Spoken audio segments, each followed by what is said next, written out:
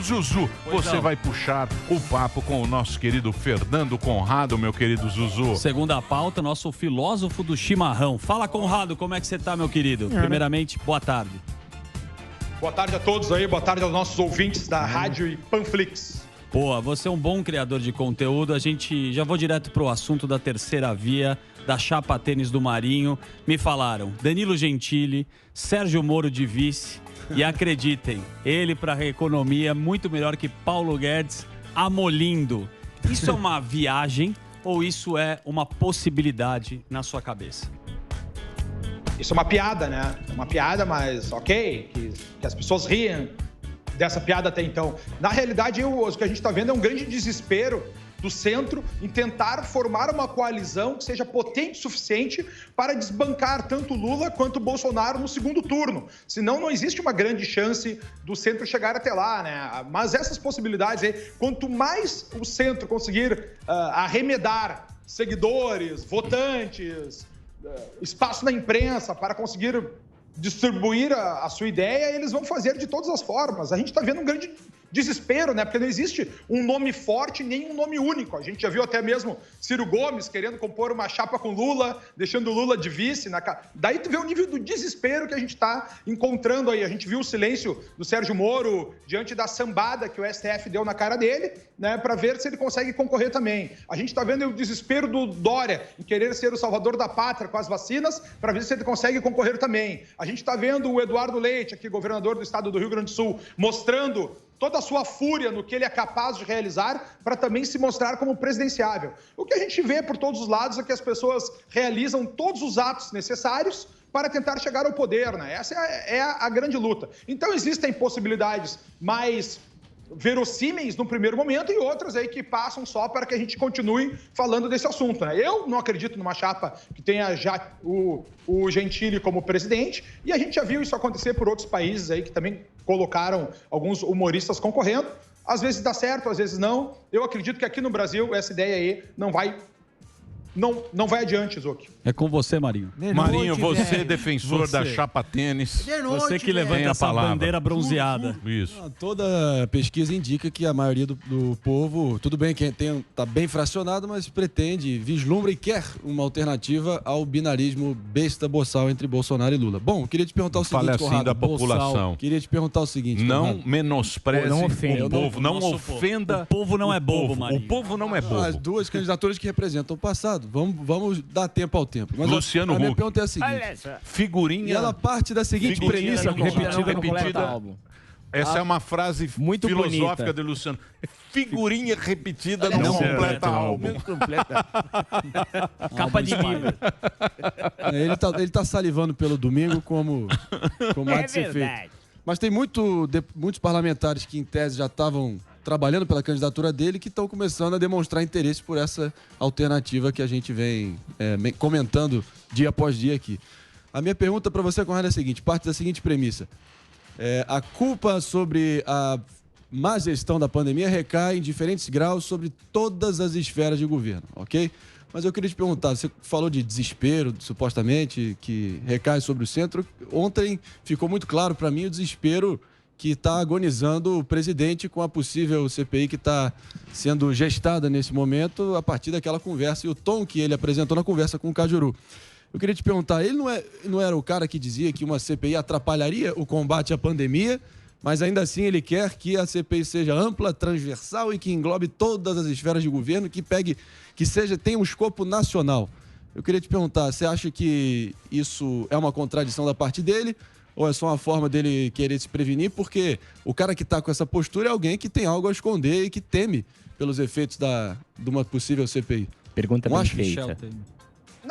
Não, claro que não há contradição nenhuma, né? Em primeiro lugar, assim, uma CPI, segundo a nossa Constituição, ela deve ter um fato determinado, né? Vamos determinar se ocorreu fraude na compra de vacinas pelo Ministério da Saúde. Vamos ver se aconteceu um atraso na compra de vacinas pelo ministro fulano de tal. É isso aí que a lei determina. Então, não existe essa coisa, vamos investigar se o governo agiu certo ou errado durante a pandemia. Essas coisas não vão prosperar pela lei. Agora, na visão do Bolsonaro, o que é o melhor?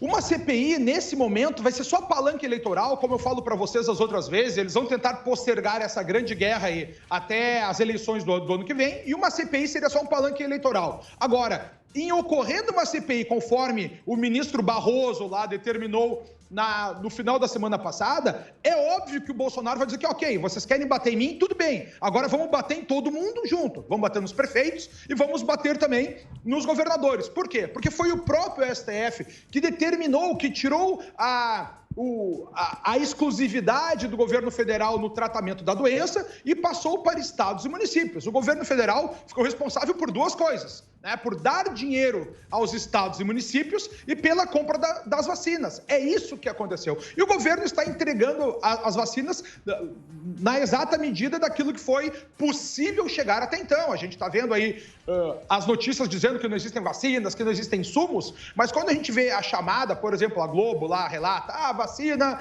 do Butantan, acabou o insumo. Daí quando tu lê a matéria, o diretor do Butantan diz, não, o nosso agendamento com o Ministério da Saúde vai ser todo cumprido. Então a gente sabe que tem muita coisa por trás, tem uma guerra política, a gente está vendo a contra-informação sendo altíssima nessa grande batalha. Então, ao meu ver aqui, Marinho, respondendo explicitamente ao que tu disseste, ok, melhor é não ter uma CPI. Entendo que ela bata em todo mundo. Essa, para mim, é a visão do Bolsonaro e, para mim, parece coerente no momento que ele quer se defender e no momento que ele quer que todos os verdadeiros responsáveis, como o STF determinou pela gestão da pandemia, também sejam investigados, porque certamente terá mais irregularidades nos estados e municípios do que terá no governo federal. Eu achei engraçado que antes era mais Brasil, menos Brasília, né? Mais Brasil, menos Brasília, mais um slogan vazio, pelo visto. Ô, Fernando, o senador Álvaro Dias aqui, ele veio semana passada e levantou uma questão muito interessante. Ele falou que, o Lula ainda é réu. Eu queria te perguntar uma coisa, uma situação hipotética, porque todo mundo, boa parte do establishment tenta derrubar o Bolsonaro sempre, Eduardo. E essa CPI também pode vir com esse estofo. É possível o Lula sendo réu e o Bolsonaro ainda colocar um crime de responsabilidade? É possível tirar um dos dois do jogo até 22 para, enfim, esse nome surgir, ter mais força? Mas seria mais um golpe, né? Então, mas será que é possível? Golpinho. Isso, a turma tá pensando nisso aí. Porque aí você tira os dois, como o adjetivo que o Marinho usa muito bem, os dois, você tira um dos colossos. Se você vê, professor Vila, claro. Se você pegar qualquer livro, desde 1889. Desde 1890. Um atrás do outro. A queda da monarquia, início da república. Isso, um atrás do outro. Sim. É um pensamento, né? Se você tira um desses dois... Empicha o Bolsonaro, sobra o espaço para chapa tênis. Exatamente. Você acha que isso é possível, ou tirar um dos dois? Porque o Lula ainda é réu e o Bolsonaro vai responder essa CPI, pode ter cometido um crime de responsabilidade. Tem uma grande visão aqui para a gente enxergar, que é a seguinte, né? A narrativa se dá do Lula ladrão, bandido, com bilhões e bilhões roubados, e até vale a pena a gente lembrar que o Gilmar Mendes dizia isso, né? Que era impossível nós termos uma organização criminosa que roubou tanto que poderia se perpetuar no poder por conta disso. Quando a investigação chega no PSDB, o Gilmar Mendes muda sua narrativa e volta aí para dizer que a Lava Jato passou dos limites e assim sucessivamente. Ok. Do outro lado, a gente está vendo diariamente aí a TV dizendo que o Bolsonaro é um genocida responsável por todas as mortes do Brasil e tudo é culpa dele. Porra, olha só o estado de São Paulo tem mais de 80 mil mortes, né, na gestão do Dória e ninguém comenta isso. Então, ao meu ver, Alba, existe essa possibilidade, tem tempo suficiente para isso, é a guerra que vai se determinar agora lá no nosso Congresso. É um tipo de golpe, eu acho que o Emílio fala muito bem quando ele fala dos ventos da censura, né? Eles estão, de toda forma, botando aí um golpezinho de um lado, um vento da censura do outro, a gente não pode tocar determinados assuntos, não se pode falar sobre vacina, sobre medicamentos, tudo fica com uma certa ameaça. E a gente está vendo aí chegar num novo momento, aonde pode acontecer sim aí, Alba, tentar tirar algum dos dois concorrentes aí e abrir uma espécie de terceira via, como o Marinho estava falando anteriormente. A chapa tênis. Porque aí fica bom, né? É importante ressaltar aqui que Bolsonaro, ouçam só, Bolsonaro é o melhor amigo dos tucanos leprosos do passado, porque ao sancionar a limitação da delação premiada, várias delações, colaborações premiadas que favoreceram pessoas como José Serra e Aécio Neves, perderam efeito e não puderam ir adiante e acabaram salvando a pele deles. Mas eu queria dizer o seguinte... o Bolsonaro é o melhor amigo dos tucanos. O melhor amigo dos tucanos. Não vem, não. É o melhor Bolsonaro foi um cara... Não, o melhor amigo dos tucanos é o Gilmar Mendes. Sancionou a delação premiada. Vamos falar do Gilmar Mendes. Gilmar Mendes, pera lá. Você tem que voltar lá atrás. O jogo... Ele sancionou... O jogo foi melado lá atrás, meu amigo. Lá atrás o jogo foi melado. Porque o jogo estava preparado para quarta-feira nós vamos conversar com ele. Lá atrás aqui. quando? Lá atrás o jogo foi melado. Apareceu o Bolsonaro do nada. Apareceu aquele maluco lá já tinha limitação da delação premiada? Esse é o cara sancionada? A limitação da delação premiada estava sancionada. Ok. Mas não é limitação, lá atrás, bicho. Não tá. Bom, já que o Conrado mencionou o Gilmar Isso aí tem que voltar lá atrás, amigão. 10 segundos. Mas vamos olhar agora. Foi FHC, só lembrando. Ontem na conversa com o Cajuru também... Marinho, grande momento, 51-000. Todo mundo quer fazer a pergunta aqui. Pera lá, pô. Você já fez a sua. Não, vamos falar. É que é sobre o mesmo tema. Exato. Pode tocar, porque eu acho que era o que eu ia falar mesmo. Do quê? Show. Então, só um segundo. Porque ontem na conversa pegou a palavra e o Torinho. O Cajuru, Conrado, boca louca. Também ele quis incluir como uma espécie de contrapartida da articulação da CPI o impeachment de certos ministros do STF, principalmente o Alexandre de Moraes. Mas é bom relembrar aqui, prezando pela precisão, que foi o Bolsonaro que blindou o Toffoli contra o avanço da Lava Toga, quando o Toffoli parou a investigação sobre o seu filho Flávio Bolsonaro. Não só isso, para indicar o Cássio Nunes Marques, o Bolsonaro pediu o aval de Gilmar Mendes, que ainda segura, até hoje ainda segura o recurso do Ministério Público contra o foro privilegiado do filho dele, Flávio Bolsonaro. Deixa, meu menino. Então, se é para pegar todo mundo e para ter um tratamento equânime e justo, por que não incluir Gilmar Mendes e Toffoli também nessa caça às bruxas aí, o mesmo que melou a Lava Toga lá atrás? Marinho, Como é que você equilibra isso? Pergunta bem embasada. Não, é muito fácil, né? Tu tem que pegar um por vez. Eu acho que o Bolsonaro pede essa abertura do Alexandre de Moraes, porque a gente viu aí um grande pedido da população, o Coppola fez um pedido, arranjaram as assinaturas, levaram ao nosso Senado Federal, o Senado falou que não era prioridade, e aí o próprio Barroso, porque a gente tem que lembrar o seguinte, o Barroso era o advogado do Cesare Battisti, né? Aquele terrorista aí que foi protegido com Tarso Genro. A gente sabe do... né, Battisti, em italiano, né? Battisti, né? Que se fala. Bom, senhores, mas assim, mas só para a gente voltar para o nosso assunto. Eu acredito que aqui é uma busca um por um. E nesse momento, a gente sabe que o xerife do STF, quem é o relator do inquérito sigiloso, né, quem faz essa caça às bruxas dos apoiadores do governo, tanto os parlamentares quanto os cidadãos aí, é o próprio Alexandre de Moraes. Se eu fosse do governo e tivesse que escolher um para atacar simbolicamente nesse primeiro momento, seria o próprio Alexandre, porque o Gilmar certamente não vai cair se tivesse um processo de impeachment, porque esse aí tem todo o Senado na mão, né? E são senadores que vão ter que voltar pelo seu impeachment. Então, nesse momento, eu também escolheria o próprio Alexandre de Moraes. Seria muito mais simbólico que o Gilmar Mendes. Albeta, o que você me falou aqui? Então, tem perguntas de quem? Tenho indignação perguntas. seletiva. De ouvintes? Da mãe. Indignação seletiva. Da mãe. De quem? Do quê? Qual é a pergunta? Claro que é indignação seletiva contra o... E eu também concordo que teve vários movimentos arbitrários do Alexandre de Moraes e ele merece também ter as condutas dele, sabe, passadas por uma devassa. Você está muito sério, Marinho. Mas tem que tratar todo mundo igual. Tem que tratar todo mundo igual. Está muito sério. Eu queria perguntar exatamente, ô Conrado, você quer fazer a pergunta? Não, pode ir lá. Quem manda lá é o Gilmar, Gilmarzão. Porra, isso aqui é lógico. Se o cara é valente mesmo, pede o impeachment. O cara vai lá, Gilmar, posso? Pode. Pede o impeachment dele. Posso abrir a igreja? Pode. Cadê o Valentão agora? Pode. Porra, ele que manda, a gente já sabe aqui, não é Valentão. Pra que vai ficar falando isso? Valentão. Você sabe, nesse vespeiro ele não entra. É louco. Ô, Conrado, já que a gente tá falando lá de 2022 e envolve o Moro, né? E vai ter, será que vai ter mesmo essa suspeição que eu anotei aqui também, da decisão que considerou ele parcial, vai ter o veredito. Você acha que vai acontecer o que com o Sérgio Moro depois disso? Não, mas o que pior poderia acontecer com o Sérgio Moro já aconteceu, né? Que é eles pisotearem na sua biografia, que foi o motivo que fez ele sair do governo. O grande erro do Sérgio Moro, para mim, foi o modo como ele saiu do governo, né? Se ele tivesse saído caladinho, ele teria feito uma proporção de um dano muito maior ao atual sistema que está dirigido ao Brasil.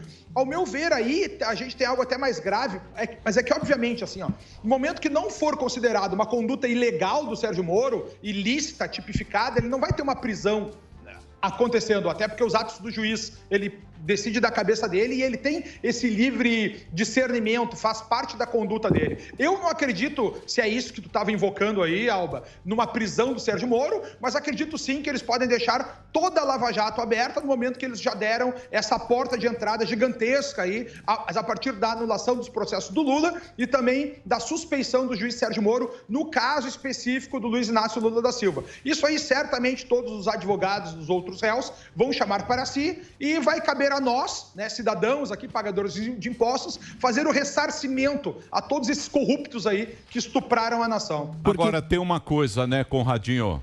Tem uma coisa.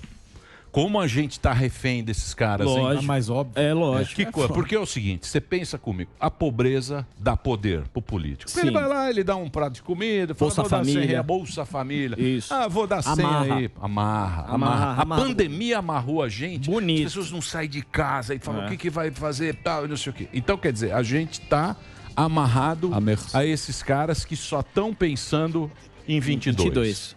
O Marinho tá lá... Montando a chapa Marinho, dele. Grande momento. Ele tá pensando em 22. Articulação. Todos os caras pensando em 22. E Quando a eu gente defendi tá a vacina, eu defendo a vacinação antes de qualquer coisa. E a gente eu tá tomei refém. porrada, lembra como eu tomei porrada aqui? Quando eu falava vacina e todo mundo... Não. Vacina do Dória só. Que não, a vacina do Dória. Pô. Os antivacina. Do Dória só. Você pegou lá o chinês lá pro pescoço. Pegou o chinês pelo pescoço. Pega lá Uma se ele tava rasteira no chinês lá. tá preocupado com alguém. Chinês do stand sem. Arranquei o colar da Graças Tiffany ao do Dória que tem vacina. É, só o Dória tem vacina. Agora, Deixa eu falar sério agora. Claro. Então, a gente ficou refém dessa situação. Agora, não sei como é que eles vão sair desse negócio de Lula e Bolsonaro. Sim. Eu não sei como é que essa elite, rastaquera, se posso assim chamar, se essa burguesia, como é que essa burguesia Elite dominante. vai sair desse negócio, porque vai pegar fogo, hein? Vai ser engraçado. Vai ser engraçado. Isso sem dúvida. O grande ponto que a gente está vivendo aqui, Emílio, como tu falaste antes aí no teu comentário, a gente está vendo num grande pão e circo. A gente está vendo aí a Rede Globo, até bem pouco tempo atrás, dizia não saia de casa, não trabalhe, né? Não saia, você vai morrer de uma forma ou de outra, assim, ok. Agora a gente viu um número gigantesco de fome, aumentando aí 4 vezes o número dos miseráveis no Brasil.